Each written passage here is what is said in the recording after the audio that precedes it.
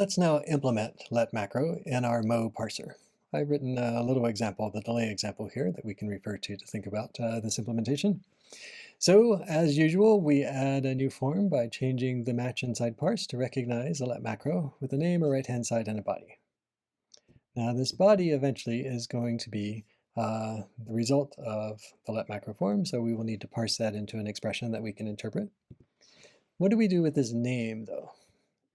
This name it corresponds to delay, and it's one that we might use later as we're parsing the body. So how does body know about this name? It must be that we need to accumulate some information, put things in an environment as we often do.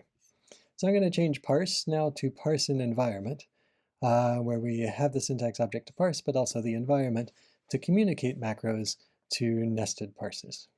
So we parse body in an environment that binds name to something. Now, what do we bind name to?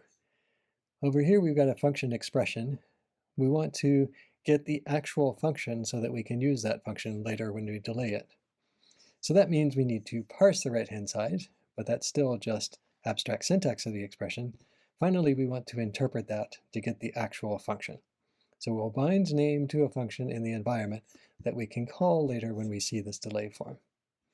But this interp here is something that we said never to do until today. Parse now is calling interp.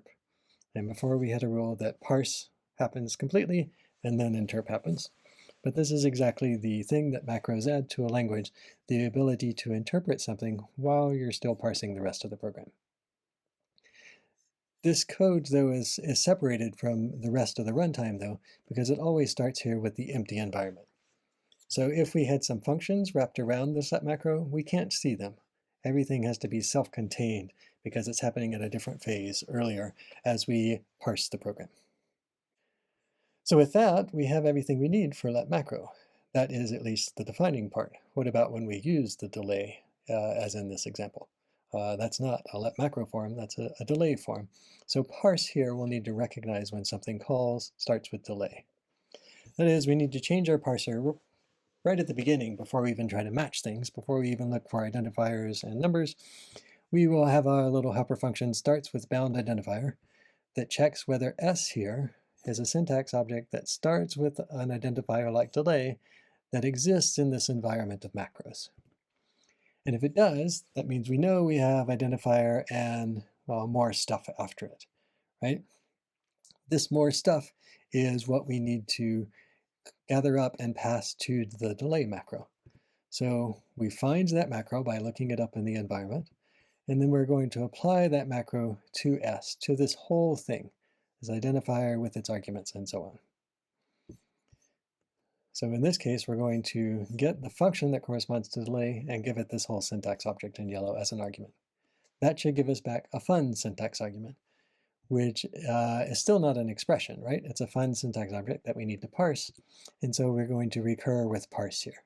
Parse is a local helper function that calls parse an environment with the same environment that we're currently working with. That just leaves apply macro. Apply macro takes the macro function and a syntax object to pass to it. The macro had better be a function, otherwise we complain. If it's a function, it's a closure that's expecting an argument. That is our syntax object that we're going to pass in. And we wrap it as a syntax V to go from the Shplait world of syntax objects to the Mo world of syntax objects. We bind it in the environment, adding to the closure, and we interpret the body of that macro function.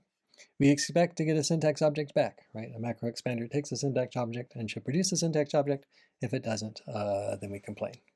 So when we put those together in the implementation, it looks like this. We've got parse in M with a parse helper function that recurs. We have the first thing we do in the parser is check for a macro use. And if so, we expand it. Otherwise, we go on with the usual thing, except we've got the let macro form here. And we've got our starts with bound identifier helper function. And we have the apply macro helper function. And then at the end of this, I have some example uses.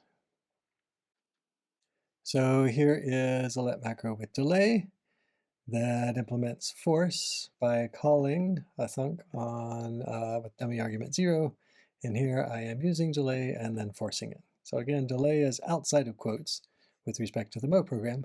And so that's actually a use of the delay form that we added. Here is that cond form. So here is a Mo program that uses cond that the Mo programmer added themselves. And here is letrec. We don't have to build letrec into our parse necessarily. A Mo programmer could add letrec themselves in just the same way as you did in homework 5. And then use that to implement the Fibonacci function, and we get the right result.